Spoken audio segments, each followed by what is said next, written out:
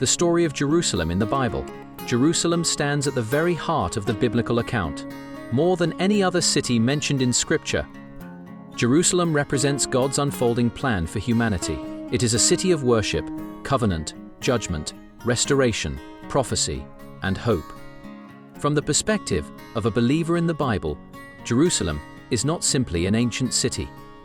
It is a place chosen by God to reveal His holiness, His justice, His mercy, and ultimately His plan of salvation through Jesus Christ. The earliest biblical reference to Jerusalem appears in the days of Abraham. After Abraham defeated the kings who had captured his nephew Lot, he met Melchizedek, the king of Salem and priest of God Most High. Melchizedek blessed Abraham, and Abraham gave him a tenth of everything. Many believers understand Salem to be the ancient form of Jerusalem, making this one of the earliest indications that the city already held a special place in God's purposes.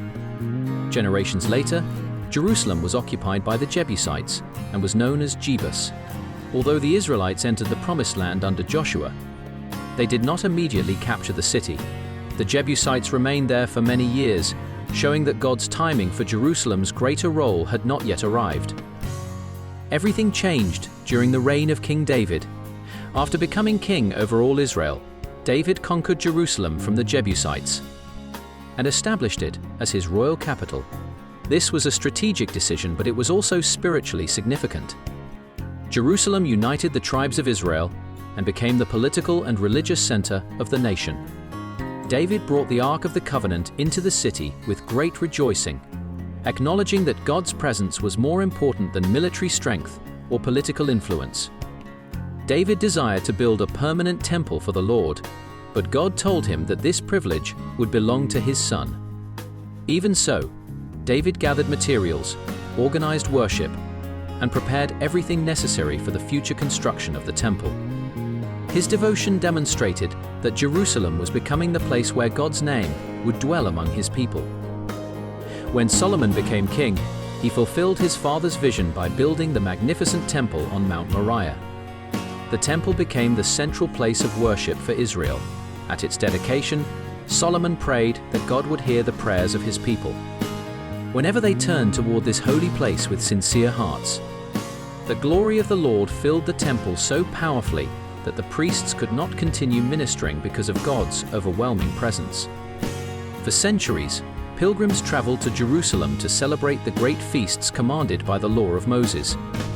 During Passover, Pentecost, and the Feast of Tabernacles, the city filled with worshippers who came to honor the Lord. The Psalms of Ascent reflected the joy of approaching Jerusalem, where believers gathered to worship the God of Israel together. Yet Jerusalem also became a place where faithfulness and rebellion stood side by side. Some kings honored God, while others led the nation into idolatry. Prophets such as Isaiah, Jeremiah, and Micah repeatedly called the people to repentance. They warned that religious ceremonies, without genuine obedience, could never satisfy the Lord. God desired transformed hearts rather than empty rituals. Despite repeated warnings, many people refused to turn back to God. As a result, Jerusalem eventually faced divine judgment. The Babylonian army surrounded the city, destroyed its walls, burned Solomon's temple, and carried many of the people into exile. The destruction of Jerusalem was one of the darkest moments in Israel's history, reminding every generation that persistent disobedience brings serious consequences. Even during this painful period, God's promises did not fail. Through His prophets, He declared that judgment would not have the final word. He promised restoration, forgiveness, and a future return to the land. His covenant faithfulness remained secure despite the people's failures. At this stage, if this video is interesting, take a moment to engage with it by liking, commenting, and sharing it. After 70 years of exile, God's promise began to unfold. Under the decree of the Persian king Cyrus, many Jewish exiles returned to Jerusalem. They rebuilt the altar, laid the foundation of a new temple, and eventually completed it despite fierce opposition. Although this second temple lacked some of the outward splendor of Solomon's temple, it stood as a testimony that God had not abandoned His people. Later, Nehemiah received permission to rebuild Jerusalem's broken walls. Facing constant threats from enemies, He encouraged the people to trust the Lord while continuing the work. Families labored together until the walls were restored. Jerusalem once again became a protected city, demonstrating that God blesses those who faithfully serve Him despite opposition. During this period, Ezra the priest gathered the people to hear the book of the law. As God's word was read and explained, the people wept because they recognized how far they had drifted from His commands. Yet they were also encouraged to rejoice because the Lord had restored them and offered His forgiveness. This renewal showed that spiritual restoration begins with God's word and sincere repentance. Centuries later, Jerusalem became the center of the earthly ministry of Jesus Christ. Although He taught throughout Galilee and Judea, many of the most significant events of His life occurred in Jerusalem. He entered the city riding on a donkey, fulfilling prophecy as the promised king. Crowds welcomed Him with praise, yet many religious leaders rejected Him. Jesus taught within the temple courts, healed the sick, confronted hypocrisy, and called people to genuine faith. Looking over Jerusalem, He wept because many had refused to recognize the time of God's visitation. His sorrow revealed God's compassionate heart toward those who reject His gracious invitation.